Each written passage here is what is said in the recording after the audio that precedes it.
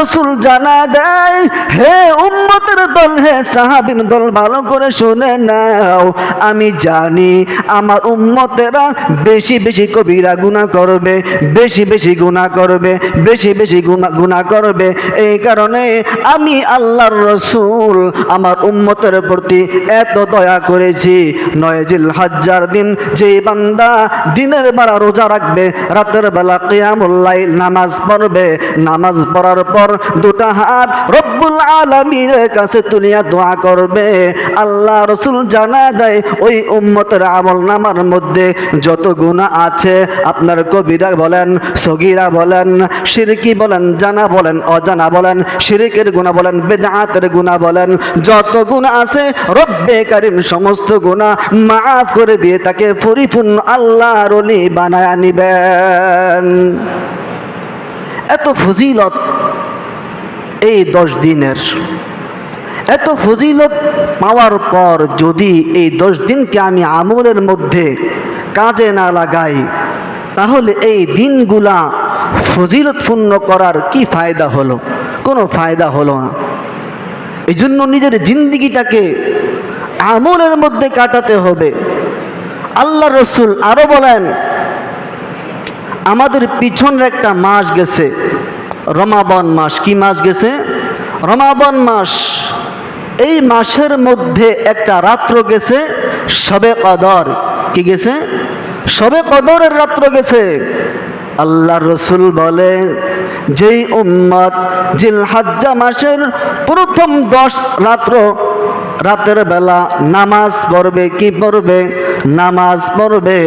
শবে কদরের রাত্রে নামাজ পড়লে যেই পরিমাণ ফায়দা, যেই পরিমাণ ফজিলত, যেই উম্মত জিলহজ্জা মাসের প্রথম 10 রাত্রে ইবাদত করবে, ওই শবে কদরের রাতের সমপরিমাণ সওয়াব রব্বুল আলামিন আমল নামার মধ্যে জমা করে দিবেন।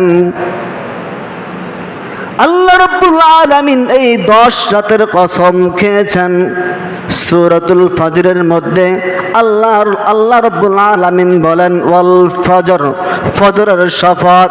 পরে বলেন ওয়ালায়ালিন আশর, এই 10 রাতের শপথ। একটা মানুষ যখন কসম খায়, কি খায়? কসম খায়। ওই জিনিসটা কেন কসম খায়? আমি আপনাকে একটা কথা বললাম, আপনি আমার কথাটা বিশ্বাস করতেছেন না। আরে বেটা, তোর কথার কোনো গ্যারান্টি নাই, তোর কথা আমি বিশ্বাস করি না। এই জন্য ভাই কয়, কসম কইরা বলছি ভাই ওদিকে যাইস না, ওদিকে গেলে বিপদ আছে, ওদিকে গেলে বিপদ আছে। যখন কসম কাইটা কোনো মানুষ কথা বলে, তখন মানুষ তার কথাটা কি করে? বিশ্বাস করে। আল্লাহ রাব্বুল আলামিন বলে, এরে গোলাম, আমি আল্লাহ রাব্বুল আলামিন কসম খাইলাম। কি খাইলাম? কসম খাইলাম, 10 রাতের কসম খাইলাম। এই 10 রাত্রে যদি তোমরা ইবাদত করো, আমি আল্লাহ রাব্বুল আলামিন তোমাদেরকে দামি বানায়া নিব। আল্লাহ রাব্বুল আলামিন 30 নম্বর পারা সূরাতুল আসরের মধ্যে তাও সময়ের কসম খাইলেন, ওয়াল আসর, আসরের শপথ। বারবার সময়ের কসম খায়, বারবার সময়ের কসম খায়। কেন সময়ের কসম খায়? আল্লাহ রাব্বুল আলামিন বান্দাকে বুঝাইতে চাইতেছে, রে বান্দা, সময়কে দাম দাও, সময়কে গুরুত্ব দাও। যদি বান্দা তুমি সময়কে দাম দাও, এই সময় তোমাকে দামি বানায় নিবে। আর যদি তুমি অবহেলা করো, সময় চলে যাবে, সময়কে তুমি আঁকতে রাখতে পারবা না। দিন যায় তুমি আফসোস করবা, কোনো ফায়দা হবে না। বারবার শপথ, বারবার শপথ। শপথ করার পর এবার আল্লাহ রাব্বুল আলামিন বলেন, ইন্নাল ইনসানা লাফি খুসর। আল্লাহ রাব্বুল আলামিন সূরাতুল আসরের মধ্যে সময়ের কসম খাওয়ার পর বলতেছেন যে দুনিয়ার মধ্যে যত মানুষ আছে সমস্ত মানুষ ক্ষতিগ্রস্ত। এটা আবার কেমন তরা কথা? আমরা যত মানুষ পৃথিবীর মধ্যে আগমন করেছি, আমরা সবাই কি ক্ষতিগ্রস্ত? আল্লাহ রাব্বুল আলামিন এখানে একটা কথা মনে রাখবেন, আল্লাহ রাব্বুল আলামিনের মেজাজ 3 ধরনের। মেজাজ কয় ধরনের? 3 ধরনের।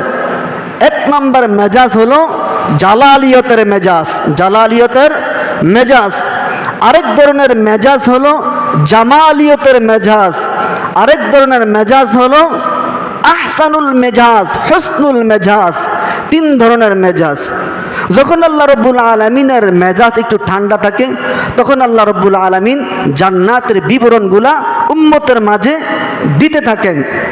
যখন রব্বুল আলামিনের মেজাজ জামাল মানে সুন্দর, সুন্দর মেজাজ থাকে, তখন আল্লাহ রব্বুল আলামিন মানুষদের মাঝে হুর গিলমান নাজ নিয়ামতের এই নিয়ামতের কথাগুলা মানুষের মাঝে আলোচনা করতে থাকেন। আর যখন রব্বুল আলামিনের মেজাজটা জালালিয়তের মেজাজ হয়, জালালিয়তের মেজাজ হয়, জালালিয়ত মানে আগুন, যখন মেজাজটা গরম হয়ে যায় তখন রব্বুল আলামিন বিভিন্ন ভয়ভীতির কথা শুরু করে দেয়, ধমক দেওয়া কথা বলেন। যেমন বলছেন ইন্নাল ইনসানা লাফি খুসর, আল্লাহ রব্বুল আলামিন মেজাজটা গরম করে বলেন দুনিয়ার সমস্ত মানুষ ক্ষতিগ্রস্ত। মেজাজটা গরম করিয়াই আর থামেন নাই, সাথে সাথে মেজাজটাকে ঠান্ডা করে বলেন ইল্লাল্লাযীনা আমানু। হ্যাঁ, কথা আছে, যদিও সমস্ত মানুষ ক্ষতিগ্রস্ত, আমরা জানি সমস্ত বেঈমান ক্ষতিগ্রস্ত, সমস্ত হিন্দু ক্ষতিগ্রস্ত, জমিনের মধ্যে মুসলমান ছাড়া যত ধর্ম আছে সব ধর্মের মানুষ কি ক্ষতিগ্রস্ত। আল্লাহ রাব্বুল আলামিন ইল্লাল্লাহর ব্যারিকেড লাগিয়ে দিয়েছে, ইল্লাল্লাযীনা আমানু, তবে যারা ঈমান আনয়ন করেছে, তবে যারা ঈমান আনয়ন করেছে তারা দুনিয়াতেও ক্ষতিগ্রস্ত হবে না, তারা কাল কিয়ামতের ময়দানেও ক্ষতিগ্রস্ত হবে না। এক নম্বর শর্ত হলো যারা ক্ষতিগ্রস্ত হবে না দুনিয়ার জমিনে, এক নম্বর শর্ত হলো ঈমান আনতে হবে। কি আনতে হবে? ঈমান আনতে হবে। ইল্লাল্লাযীনা আমানু, দুই নম্বর শর্তের নাম ওয়া আমিলুস সালিহাত, আমলে সালেহ করতে হবে। কি করতে হবে? নেক আমল করতে হবে। কি করতে হবে? নেক আমল করতে হবে। আল্লাহর রাসূল হাদিসের মধ্যে জানায় দেয়, হে উম্মতের দল, আমল দুই প্রকার। আমল কয় প্রকার? দুই প্রকার। আরবি ভাষায় আমরা যেটাকে ব্যক্ত করি আমালুন ফেআলুন, আমাল এমন একটা কাজ, আর ফেআল এমন একটা কাজ, আমল এমন একটা কাজ যেই কাজটা করা মাত্র ক্রিয়া শেষ হয় না। আপনি আজকে করছেন, এটার ক্রিয়া, এটার যেই যাজা, এটার যাজা আপনার কিয়ামত পর্যন্ত বাড়তেই থাকে, বাড়তেই থাকতে। আর আল্লাহ রাব্বুল আলামিন বলেন ফেআলুন এমন একটা কাজ যেই কাজটা করা মাত্র ক্রিয়া শেষ, যে কাজটা করা মাত্র ক্রিয়া শেষ। আমি আজকে এখানে মাটি কাটলাম, কি কাটলাম? মাটি কাটলাম। আজকে মাছ ধরলাম, মাছ ধরলাম তো খাইলাম, শেষ। আর আছে সামনে আর বাড়বে? আর বাড়বে না। আর আমি একটা আল্লাহ কয়ে ডাক দিলাম, আল্লাহ যদি চায় এই আল্লাহ ডাকটা কবুল করিয়া লক্ষ লক্ষ কোটি কোটি নেকি আমার আমল নামার মধ্যে জমা করে দিতে পারেন কি পারেন না? জোরে বলেন।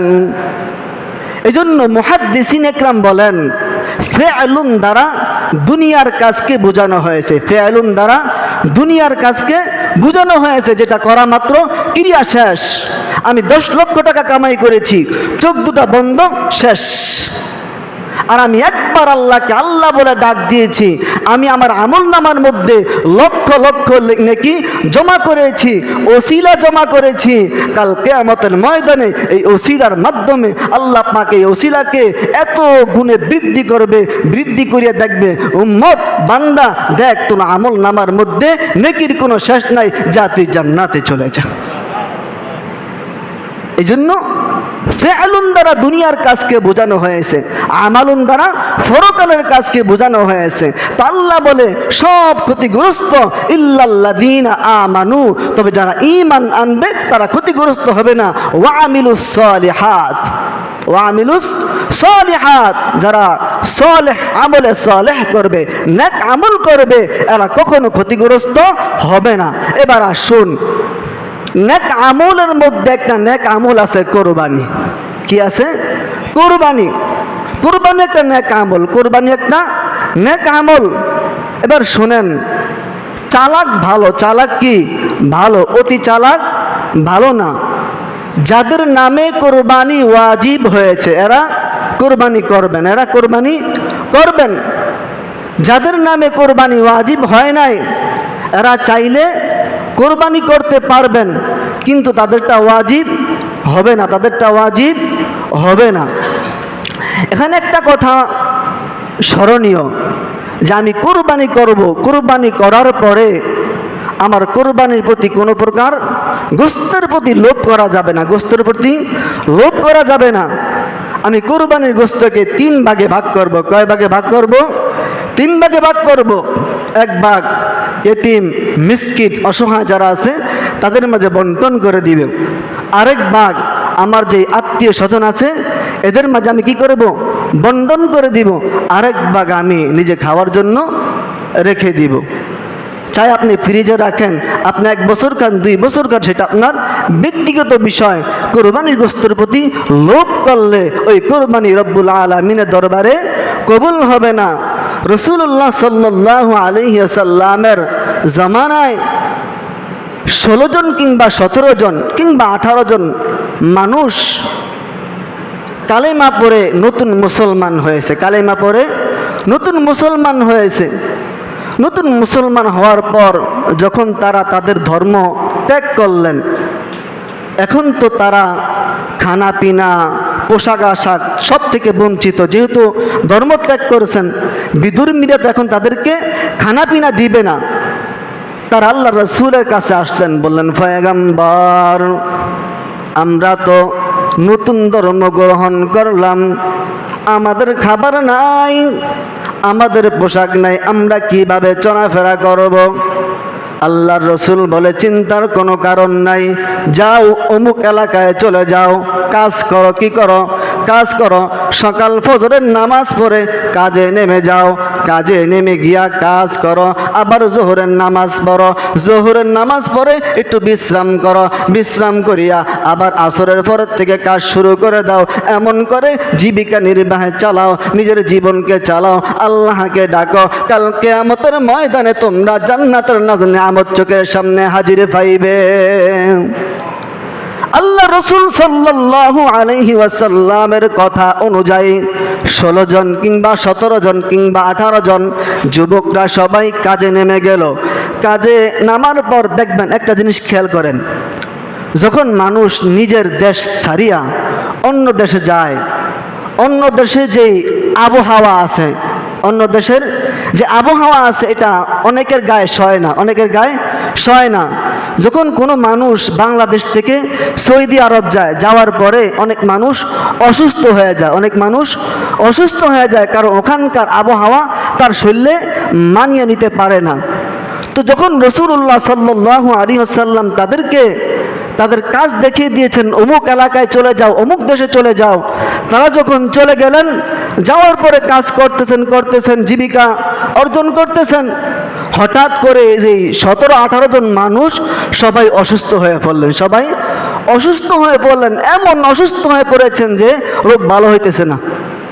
সবাই আল্লাহ রসুল সাল্লাল্লাহু আলাইহি ওয়াসাল্লামের দরবারে আগমন করলেন, বললেন, পয়গম্বর, এমন এক এলাকা আমাদেরকে প্রেরণ করলেন যে আমাদের তো অসুস্থ হয়ে পড়েছি আমরা, আমাদের রোগ ভালো হইতেছে না।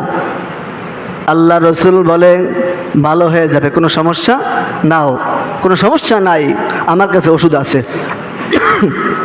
বলে, কি ওষুধ? এত ওষুধ খাইলাম ভালো হয় নাই, আপনি কি ওষুধ দিবেন? যাও বাইতুল মালে চলে যাও। কোথায়? বাইতুল মাল। ওখানে একটা গাভী আছে। কি আছে? গাভী আছে।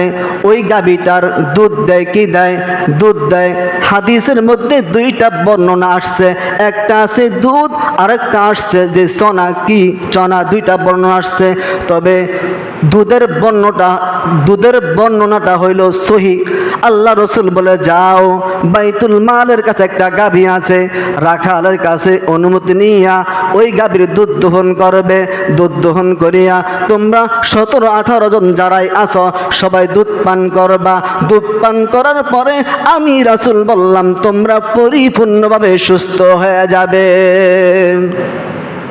17 জন 18 জন মানুষ এরা সবাই বাইতুল মালের মধ্যে চলে গেলেন। এখানে বয়ানটা কোন জায়গা থেকে আসলো?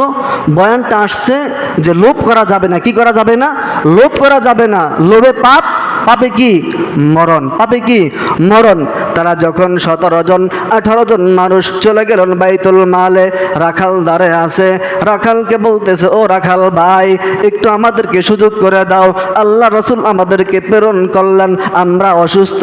আল্লাহ রসুল বলছে এই গাভীর দুধ খাইলে আমরা ভালো হয়ে যাব।